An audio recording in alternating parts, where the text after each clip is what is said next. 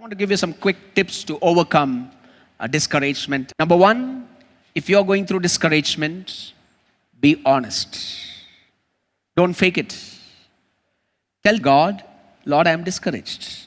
You cannot take action against a negative spirit unless you admit to the Lord that you have it. A strong Christian is not somebody who never experiences negative feelings. It is someone who has learned to do what? The right thing when such feelings have come. Secondly, take care of your body. When you are discouraged, it is by all probability that you neglect your body.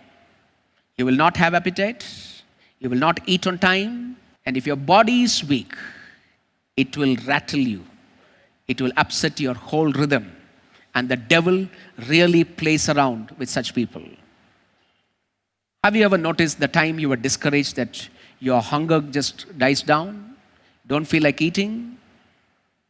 But God is telling, take care of your body, eat well. What is a biblical proof? Remember when Elijah was discouraged, he was under a tree, broom tree, and he wanted to die. And what did God do?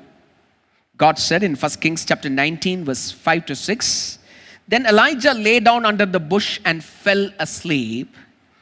All at once an angel touched him and said, get up and eat. Because God knows that our bodies are also important to overcome the setbacks in our emotions. Get up and eat. He looked around, and there by his head was some bread baked over hot coals and a jar of water. So, take care of your body. Thirdly, pay attention to your thought life.